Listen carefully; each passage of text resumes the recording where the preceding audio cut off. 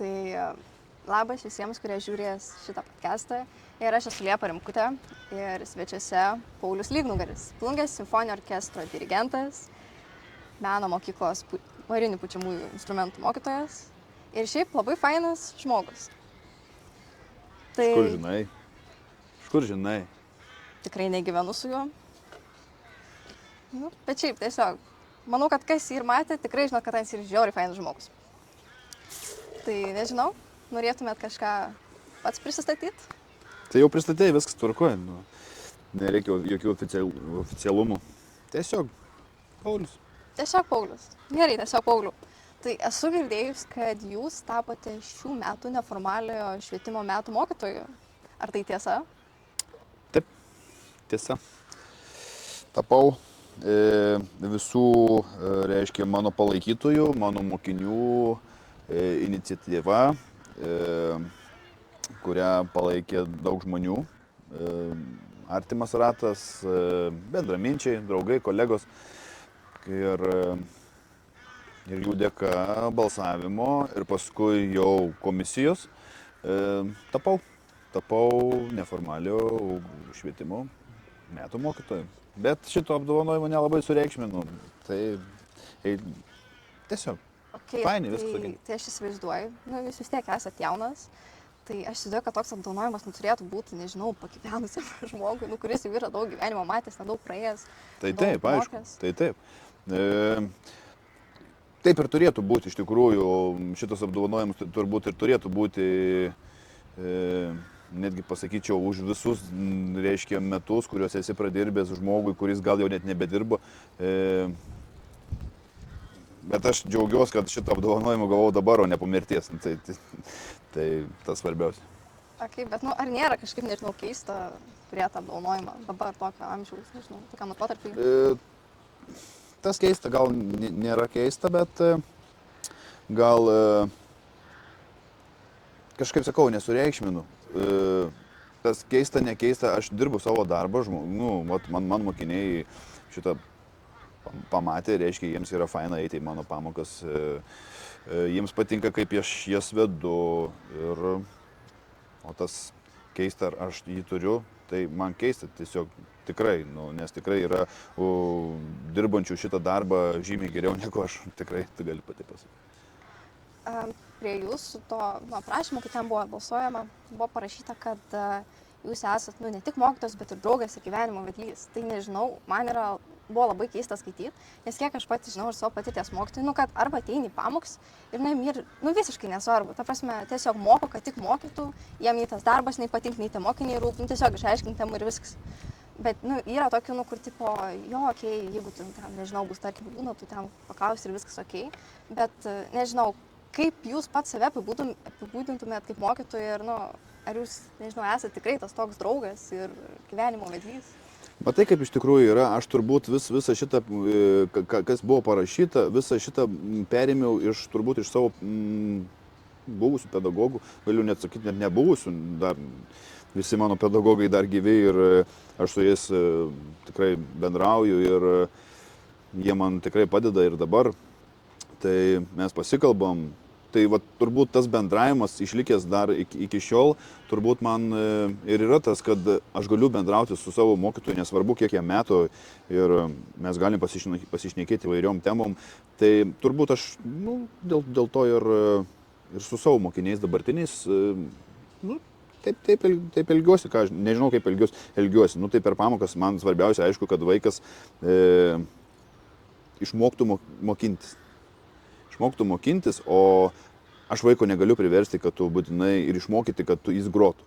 Aš tik galiu vaiką pasakyti, kad parodyti, kaip, reiškia, patarti, kaip mokintis. Vaikas pats įdeda, kiek įdės darbo, tiek ir turės, tai čia vienareikšmiškai. Okay. Šiaip esu kiek girdėjus, kad labai fainas yra pas jūs ten pamokas, kad jūs ne tik... Nieko fainaus, viskas, darbas ir viskas, ateini. Paprastai labai. Nieko ypatingo, kažkokių ekskursijų tikrai nereikia pas mane daryti ir stebėti pamokų, kaip jos yra vedamos, tai žiauriai, viskas labai paprastai. Ateini, yra jau iš tikrųjų nusistovėjusi ta rutina, tiesiog gal bendravimas, aš sakyčiau, ir supratimas to jauno žmogaus, gal man tas labiausiai. O mokymas, dar kartą pasikartoju, jeigu vaikas mokosi, visi mokytojai yra geri. Ok, tai nežinau, gal dabar apie tos pačius muzikantus pakalbėkime apie ten, tą pačią muziką. Tai kiek darbo reikėjo įdėti, norint tapti muzikantu, nes, nežinau, visi įsivaizduoja, kad tu ten, pasiemi, ten labai viskas lengva, kad muzikantai prisėda iš to jausmo, tiesiog jie groja ir viskas. Bet, koks iš tikrųjų yra tas mokinimas? Mokinimas, aš iškart galiu pasakyti, kad pirmieji 15 metų muzikoje yra patys sudėtingiausi. Pirmieji 15. Ir paskui visas likęs, ar tu renkėsi muziką toliau, ar tu kažkur suki kitur. Bet pradžia yra pati sudėtingiausia ir kai kurie tiesiog nepakelia šito, nes tikrai nėra, kad pasiėmė instrumentą ir jo iškart gali groti. Tai iš tikrųjų tikrai yra sudėtinga, reikia labai daug įdėti darbo, individualaus darbo. Tai tas pats kaip ir sporte, jeigu tu nori parodyti rezultatą, nušokti į tolį kažkur, tai tu turi tam ruoštis. Jeigu tu nori pataikyti krepšinį, tai gali pataikyti vieną, antrą kartą, bet 50 iš eilės tu nepataikysi nesitreniravęs. Tai tam ir muzikoje labai turi daug įdėti individualių pastangų, kad ir turėti noro, kad, nežinau, tai turi būti turbūt kažkoks krauja užprogramuota jo viduj, kad tiesiog tu turi būti muzikantas ir viskas. Tai aš manau, kad... Tai kas buvo sunkiausias? Pavyzdžiui, aš dabar mokaus muzikoje ir man yra tas sunkiausia, kol kas, kad neišklysti iš kelio, nes yra labai daug pagundų, nežinau, tų veiklų aplink ir toks labai didelis blaškymas gaunasi ir jums taip pat buvo. Mokėjimas, aišku, dabar jūs sudėtingiau, dabar jūs turit labai daug technologijų aplinkui. Jums iš tikrųjų yra sudėtinga, nežinau, kaip būtų mums, jeigu mes tuo laiku, kai aš mokiausi, turėtumėm tokios technologijos, įrangos visokios, netechnologinės, telefonai, planšetės, kompiuteriai, tai turbūt irgi gal būčiau irgi taip mąstęs, gal būtų buvę sunku. Tais laikais turbūt buvo prabanga turėti telefoną mygtukinį, kad galėtum pasiskambinti, jį slėpdavai, kad nieks neatimtų, nepavogtų ir per pertraukas tikrai neišsitraukdavai ir nerodydavai visiems. Bet su laiku tai aišku viskas keitėsi. Tai negaliu pasakyti dabar, atsakyti, kaip tau padėti, bet man sunkiausiai gal buvo, aš tikrai turėjau minčių pasukti gal ir į sportą labai norėjau, iš tikrųjų, turėjau ir tokią viziją ir norą į sportą pasukti, grinai, krepšinis mane labai, iš tikrųjų, mano hobis, bet nežinau, kažkas turbūt irgi gal mokytojai, gal tėvai truputėlį įtakojo, kad pasirinkti šitą muzikinį kelią ir tikrai dabar nesigailiu. Aišku, sakau, kaip ir pradžia tikrai sudėtinga, nėra lengva, reikia daug tikrai darbo įdėti, bet paskui viskas tvarkoja, viskas kaip ir normaliai. Aišku, jeigu turi galvą ant pečių, jeigu gali dirbti ir stengiasi uždirbti, tai aš manau, kad man muzikoje laviruoti muzikos pasaulyje tikrai yra fain. Ok, tai tada, kada mokytas, ir jūs galvojate apie, nežinau, buvimą mokytojų ar tai simfoninio orkestrų įkūrimą? Ne, visiškai apie tai net minčių tikrai neturėjau. Tiesiog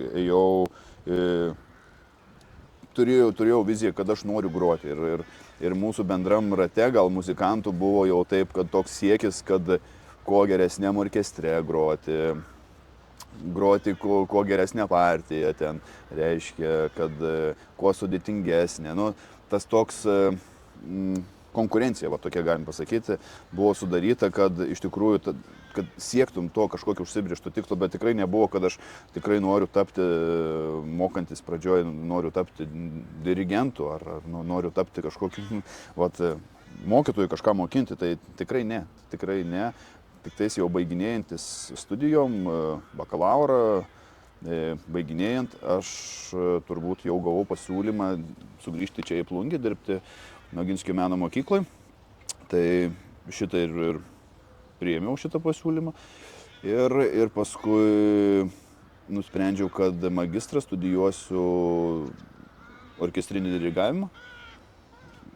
ir irgi neturėjau vizijos, kad aš noriu būti kažkoks dirigentas, kažkur diriguoti. Tiesiog aš galvoju, man labai įdomu, man patinka, noriu išbandyti.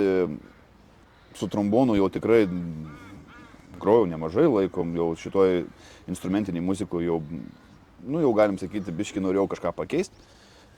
Tai šitas dirigavimo specialybė, manau, tikrai turbūt ir pakeitė mano tą požiūrį ir supratimą, nes diriguojant labai daug reikia žinoti vienas dalykas, įsigilinti muziką, muzikos esmę žinoti ir kitas dalykas tai yra proto mankšta, atrakinanti akis, rankas vieną nuo kitos grinai atskirti. Tai tas iššūkis man labai patiko ir iki šios dienos man tai labai patinka. Man labai patinka stebėti kitus dirigentus, patinka stebėti orkestre, kaip viskas vyksta. Tai nežinau, aš džiaugiuosi, kad šitoje sferoje esu, tai man labai faina.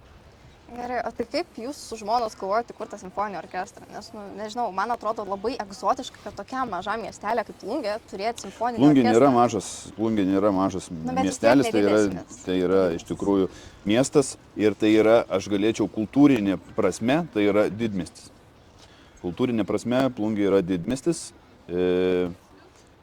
apie mus visus regionus, Plungė vienareikšmiškai yra lyderė. Tai aš turbūt atsakiau šitą klausimą, kad šitam mieste, nežinau kodėl anksčiau šitas miestas, iki mums sugrįžtant su žmona į Plungę, neturėjo simfoninio orkestro. Aišku, Plungė labai garsėja pučiamaisiais orkestrais ir tikrai gilios tradicijos, bet tikrai turėjo galimybę jau ir anksčiau turėti simfoninį orkestrą, bet turbūt dėl jo išlaikymo ir irgi jauno žmogaus, kad turėtų užsibrėžtą tikslą, charakterį, turbūt tai buvo palikta vieta mums ir grinai tai buvo išlaukta, nes, nežinau, taip turi būti turbūt. Ok, tai dabar turėsim pirmą žaidimą, mitas ar faktas. Tai ar tiesa, kad muzikantai gyvena iš įkvėpimo? Gyvena iš įkvėpimo. Ar išgyvena ir iš įkvėpimo? Tai dabar. Gyvena. Ne, mitas. O dėl ko? Nes aš, pavyzdžiui, kas tas iš įkvėpimo? Kaip tu galvoji? Kad ten, tarkim, tau kas nors atsitinka gyvenime, čia elementariausiai dalykai. Tau kas nors atsitinka ir tu apie tai rašai kokias nors dainas, tai nežinau, įkvėpimas. Gali pritempti, taip, aišku, būna dainų, tikrai, turbūt jo, visos dainos yra iš kažkokio išgyvenimo ištrauktos, iš įvairių situacijų ir jiems parašyti tekstai, melodijos. Jo, gal tu ir teisi. Ok, kitas mitas arba faktas, muzikantai visada laisvi ir beprotiškai nevaldomi. Teisybė, tai turbūt jiems ir duoda laisvę ir kūryboje, ir savęs, kaip pasakyti, išreikšti tiesiog. Tai jie turi būti tokie, nes, o kas kitas, jeigu ne mes, muzikantai, būsim tokie, tai ką, medikai jūs norit, kad būtų tokie, aš gal ne. Ok, kitas. Kiekvienas muzikantas turi slaptą, skausmingą meilės istoriją, kurią išlieja per dainas arba per muzikinius kūrinius. Taip, aišku, tai mes jau prieš tai kalbėjom, kad turbūt iš gyvenimo visos situacijos paimtos ir jos tikrai virsta dainų tekstais ir įvairiom graudžiom ir laimingom ir posėdinių melodijom įvairiom, tai jo. O jūs pats esat parašęs, nežinau, muzikinių kūrinių, dainų, galbūt apie tą pačią meilę?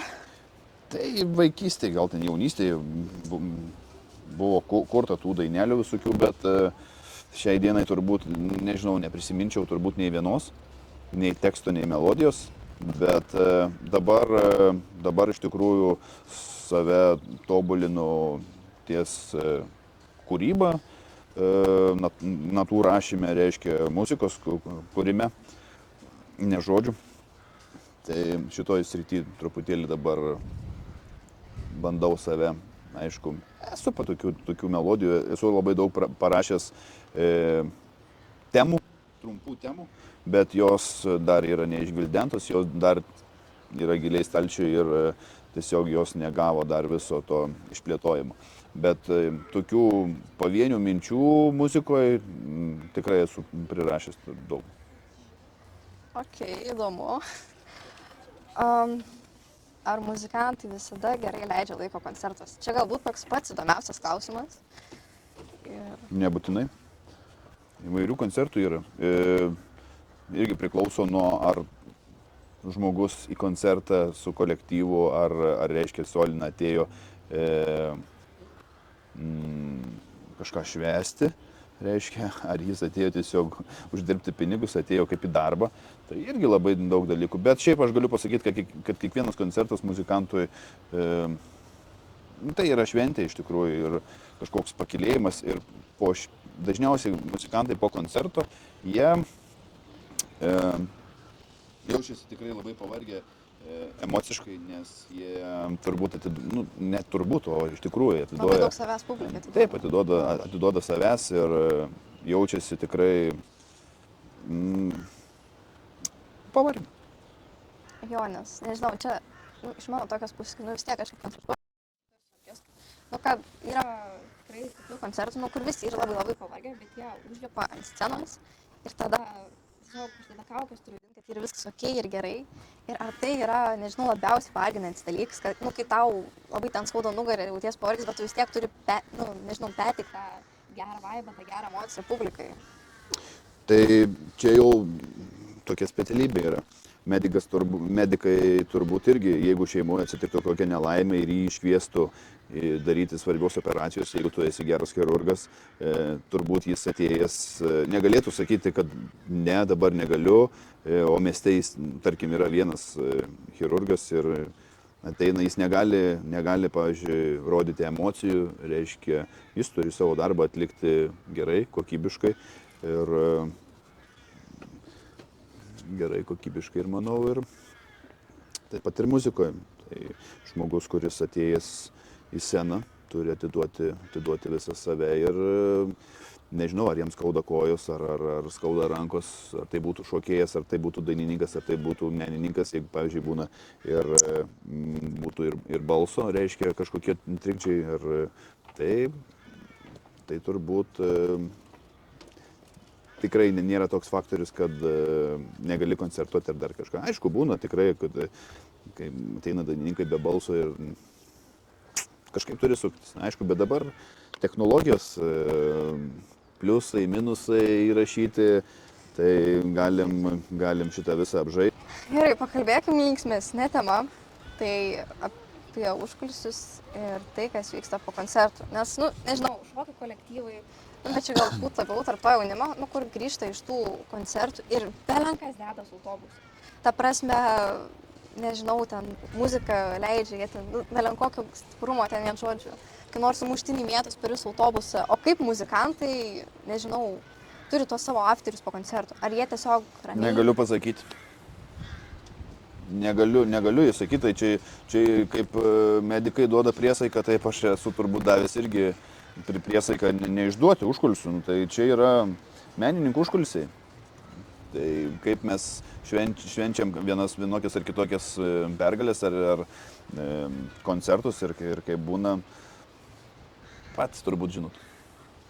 Nes normalų žmonės kaip ir visi, ką jūs galvojat, kad mes einam kur nors pagėdėti, kur nors. Ne, einam švęsti taip, kaip švenčia visi žmonės. Gerai. Nežinau, ką manot apie Euroviziją? Apskritai apie Euroviziją. Nes, man Eurovizija, ten, nežinau, prieš kokius 90-ais, 80-ais, tikrai buvo, dabar pasižiūrės tas dainas, žiauriai skiriasi. Ir būdavo įdomus tie pasirodymai, nežinau, tą patį ABBA. Jie buvo tokie tikrai buvo įdomu žiūrėti ir buvo vertinamas tas balsas. O dabar? Nežinau, pakomentuokit. Tai aš negaliu pakomentuoti to, ko aš praktiškai nesidomiu. Ir taip aš kartais užmetu akį, kai jau yra pagrindinis finalas, aš persiklausau, kokios maždaug tos dainos, turiu savo kažkokį favoritą, bet jeigu kalbant apie kas dabar vyksta ir laimi ne muzika, o laimi kažkoks šou ar kitokie veiksniai, tai jau turbūt tai negalim vadinti dainų konkursas. Nu, taip, ne? Ja. Eurovizija, ne? Europos dainų konkursas. Manau, kad tai dabar yra... Iškraipyta pradinė idėja. Tai yra komercija. Komercija, šou, didžiulis šou. Tai visur pinigai. Tai Be abejo, visur pinigai. Kuo durniau, to geriau. Gerai, o, pavyzdžiui, man praeitų metų nugalėtojas Nemo, labai patiko. Nesigilinant giliau, bet tiesiog pats tas balsas. Kas tau patiko? Pavyzdžiui, iš jo. Man patiko balsas, nes iš tikrųjų, mažai vyrų tokias aukštas net ištainuoja. Nežinau, tas balsas, manau, kad jis laimėjo tiesiog dėl balso. Tu pasakei vyras. Atsiprašau, padariau klaidą. Žmogus, vardinkim, tiesiog žmogus. Jo, turbūt dabar negalim įvardinti lyčių, nes gali būti susipriešinimai ten, žodžiu, tai tiesiog jo, neįvardinant lyčių, jo, tai žmogus, kuris dainavo šitą dainą, jo, net ne jo negalim, ar jos negalim dabar sakyti. Žodžiu, balsas žmogaus buvo gražus, taip norėjai pasakyti. Na ir viskas, ir šito pabaikim, jo.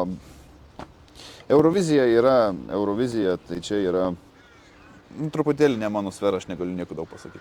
Gerai, bet vis tiek iš tokio muzikanto pusės, apie katarsį, jeigu teisingai kirčiuoju.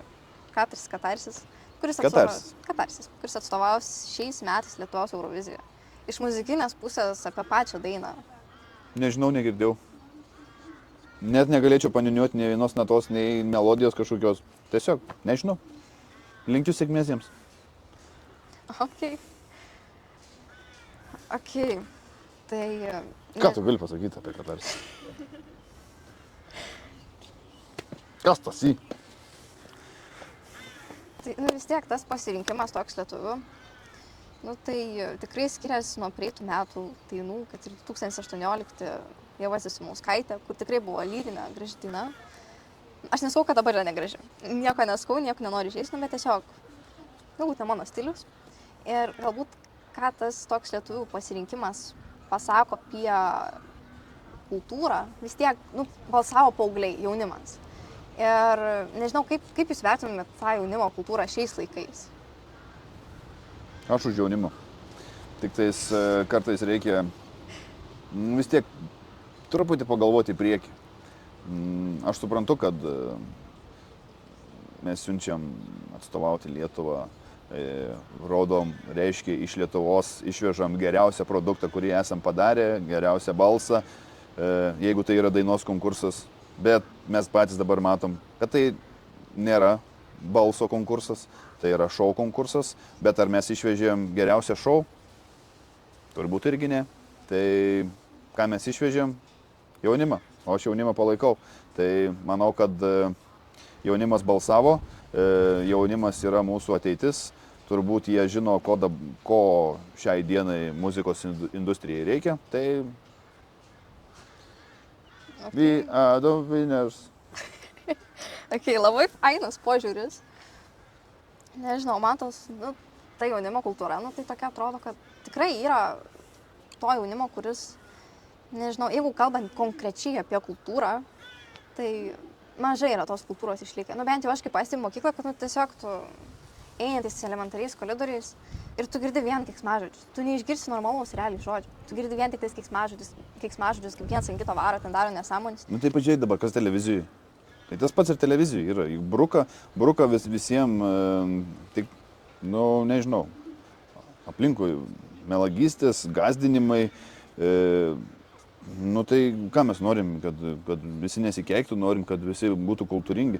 Tai turbūt reikėtų pradėti nuo aukščiau, nuo televizijos, ką mums transliuoja televizija, tai turbūt nuo to reikėtų pradėti. Tai kokius socialinius tinkluose matom, kas dabar yra, reiškia, ant bangos jaunimo tarpe visokie prikoliukai, kur tikrai, pavadinčiau žmonės, kurie, nežinau, neturintis autoriteto, neturintis kažką, bet jaunimo tarpe jie yra labai garsus ir visi juos pamėgdžioja, iš jų juokiasi ir atrodo, kad tas jaunimas nori būti tokiais kaip jie. Nenoriu nieko ten minėti, bet turbūt patys suprantat, kas dabar yra ant bangos visokie, ką jaunimai stebi.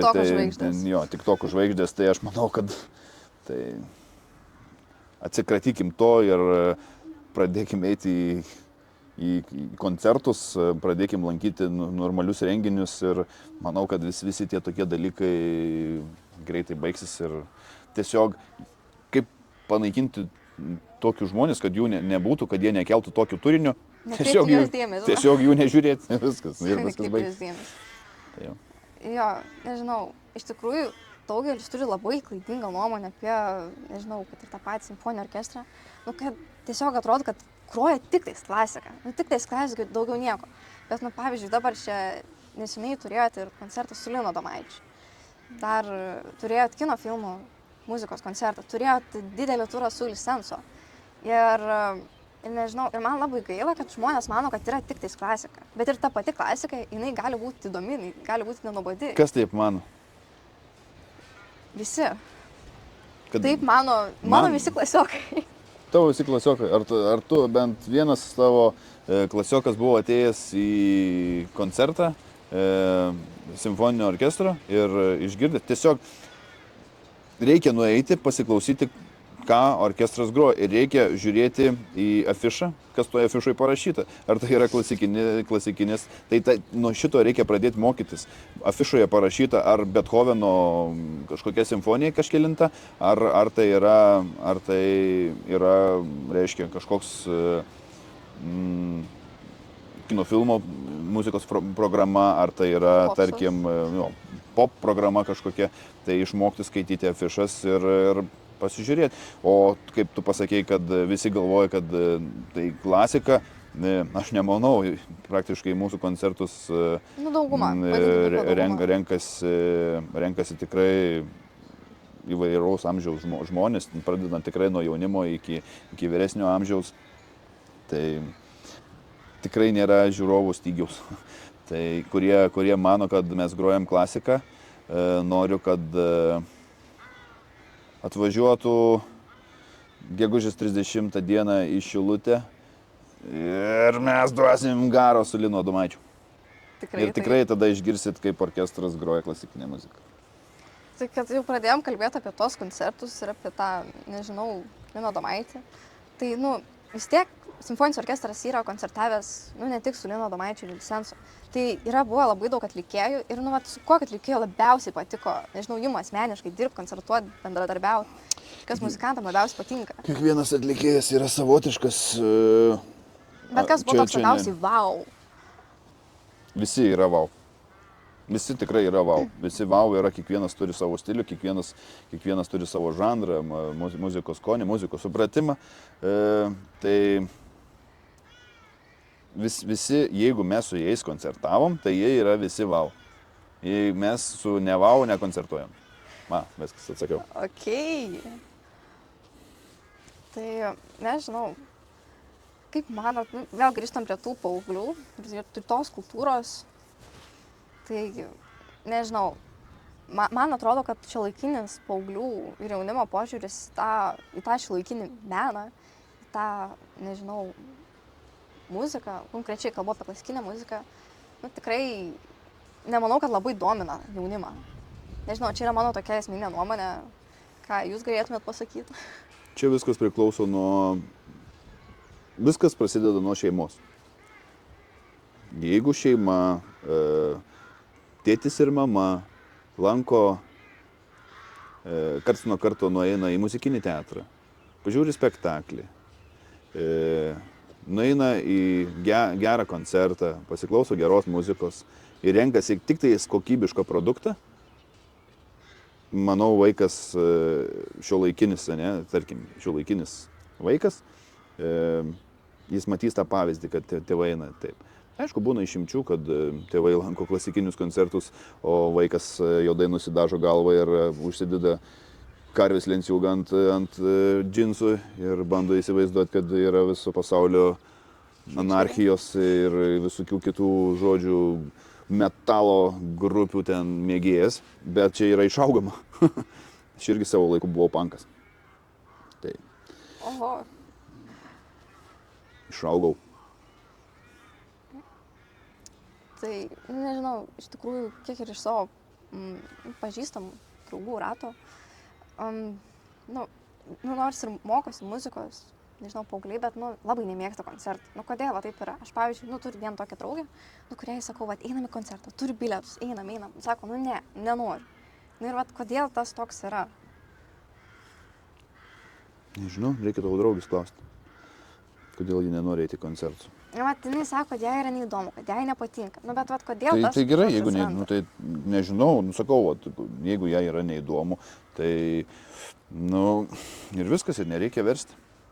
Nereikia versti, tai tiesiog pasiūlyti kitai draugiai eiti į koncertą, o, nežinau, aš galvoju, kad tai irgi gali būti išaugama, reiškia, išsivystys paskui, kad norėsi tą koncertą nueiti.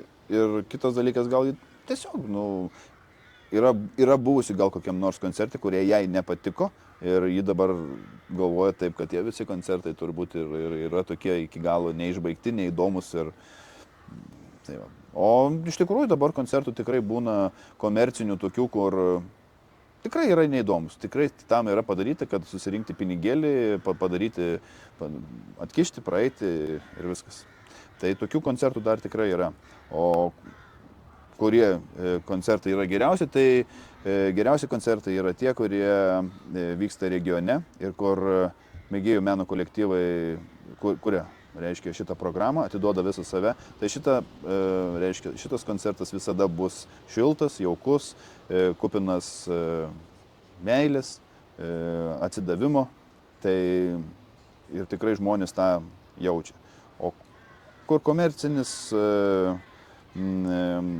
reiškia, atvažiuoja, tarkim, atvažiuoja kažkokia pop grupė, ji daro savo koncertinį turą po visą Lietuvą, tai jie tikrai atvažiavo kažkur, tarkim, į regioną, į Plungę, ar į Rietavą, ar dar kažkur, tikrai neatvažiavo iš meilės muzikai, kad reiškia čia atiduoti kažkokią, nežinau, jie atvažiavo tam, kad, tai taip vyksta muzikinis pasaulis, taip kaip eini į darbą, taip jie irgi čia eina į darbą, bet sakau, tai viskas yra gerai, aš tikrai nesu prieš už tai, bet čia yra darbas. Bet jeigu žiūrint į tą atsidavimą, meilę, tai tik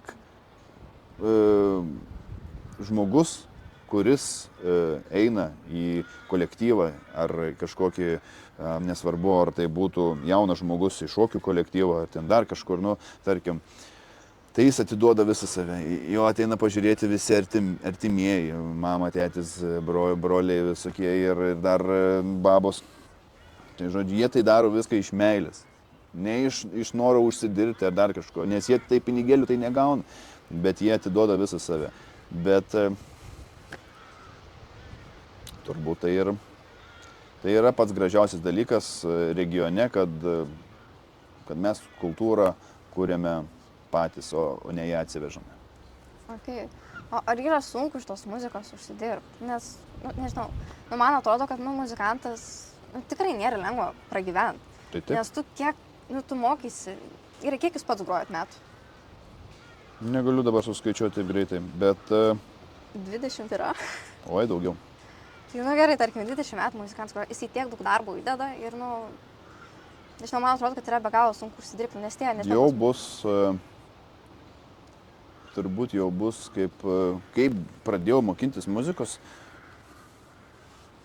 galiu pasakyti, bus 26 ar netgi 27 metai rugsėjį.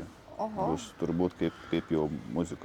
Tai aš sakau, pirmi 15 metų pats sudėtingiausia. Meno mokykla, konservatorija, universitetas. Viskas. Ir paskui yra sunkiausiai sugalvoti, pajudinti smegenis, kaip tu galėtum padaryti, kad tu galėtum užsidirbti ir normaliai gyventi, būdamas muzikantų, atlikėjų, reiškia, dirbančio meno pasaulyje, tai nesvarbu ar mokytojas, ar muzikantas, kuris groja instrumentalistas. Okay, man atrodo, kad apskritai muzikantai tai yra neįvertinta specialybė. Kad atrodo, kad... Įvertinta. Įvertinta? Aišku, įvertinta. Kaip tai? Viskas įvertinta. Pažiūrėk, dabar mes pradžioje pokalbių kalbėjom, kad tapau neformaliojo ugdymo geriausių mokytojų. Kaip tai gali būti neįvertinta? Tai aišku, taigi aš įvertinti, visi yra įvertinti. Viskas gerai muzikoje yra, viskas gerai. Tik tais reikėtų vaikam keisti požiūrį ir pradėti suprasti, ko mokytojai iš tikrųjų iš jūsų reikalauja ir ko nori. Ir truputėlį, kad būtų atsakomybė, dėmesys į vieną kažkokį dalyką. Jūs dabar, aš esu pastebėjęs pagal savo mokinius, kad turit užimtumo tiek, kad jūs tiesiog apie vieną kalbat, sakinys pasikeitė jau visam kitam projekte, dar kažkur taip, tiesiog mėtatės ir muzikoje taip negali būti. Muzikoje, tarkim, pradėjai groti koncertą, su smuiku, su trombonu, nesvarbu, bet pradėjai groti koncertą nuo pradžios iki pabaigos. Viena mintis, susikoncentravimas maksimalus. Baigęs kūrinys, tada gali atsikvėpti ir pagalvoti, ar aš ten žolę nusipjojau, ar ten su draugais, tu girdėjai aplodismentus, bet jau gali galvoti tada apie kažką kitą. Tai šito jaunimui turbūt šiais laikais sunkiai tas yra įgyvendinima, nes jų labai daug pagundų, labai daug aplinkui, norit visur dalyvauti, norit viską gauti dabar greitai ir kad gauti, reikia duoti. Nes aš nežinau dabar, kiek esu pastebėjus, kad daug yra tų mokytojų, kurie tiesiog ateina ten į kokį, nežinau, tarkim, orkestrą pamoką ir sako, mūsų laikais taip nebuvo, mūsų laikais ten dirbom, mes arėm, mes mokėmės, o dabar jūs tiesiog lafa vaikštote, viskas. Taip, teisingai išsako. Tai yra tiesa. Tiesa. O tai kaip jūsų laikais viskas buvo? Taip ir buvo. Atėjom ir mokėmės.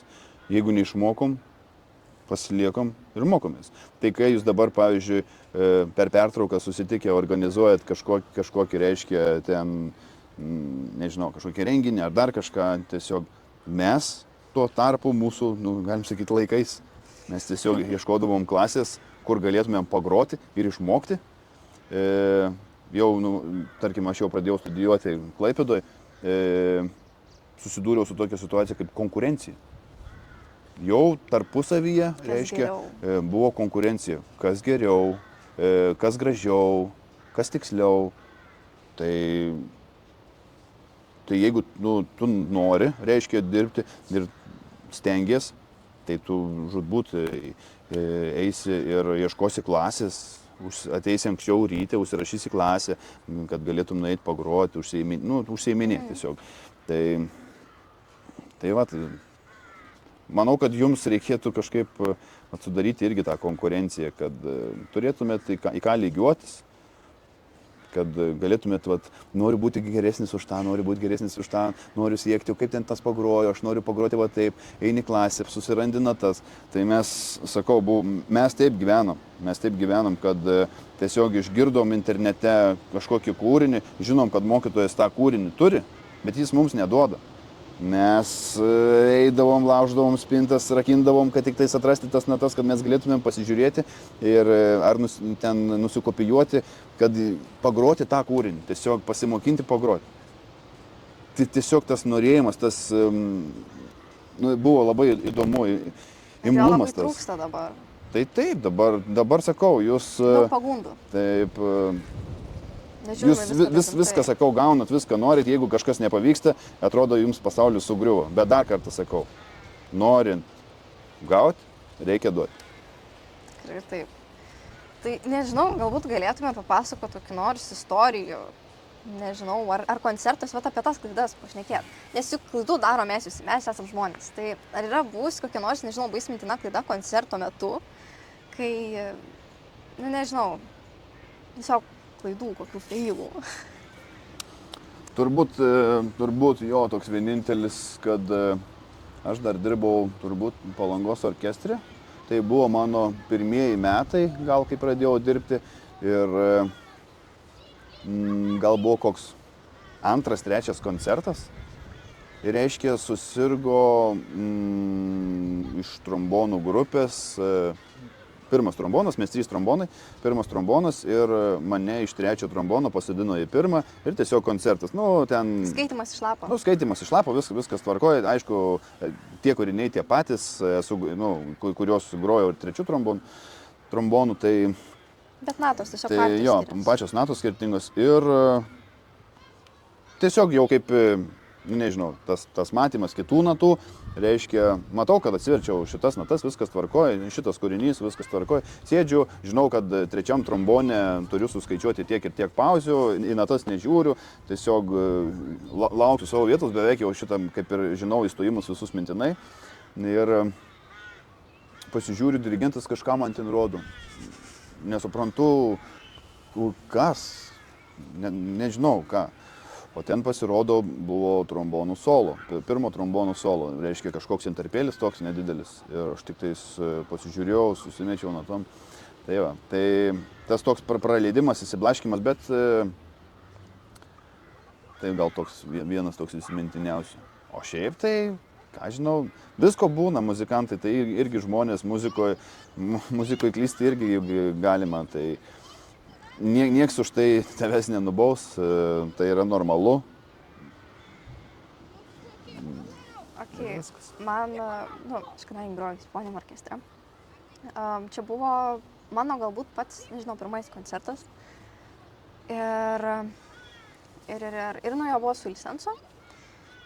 Ir buvo, nežinau, daina, kur ten buvo nefunikulių, nežinau, ar prisimenat. Ir tada visą orkestrą labai kažkaip pasimetė. Pasimetė visi solistai. Ir tada ir jūs kažkaip pasimetėt. Bet ačiū Dievui, kad po to viskas į vėžį sustojo, bet jo buvo per koncertą. Toks įsiblaškymas ir nežinau, man čia gal buvo toks įsimintiniausias dalykas, kada jau viskas pradėjo griūt truputį. Tai būna tokių momentų, kur iš tikrųjų būna ant ribos sugriuvimo. Bet muzikantai tada įsijungia toks, nežinau, instinktas ir kažkaip visi, aišku, jau turi būti muzikoje pažengęs.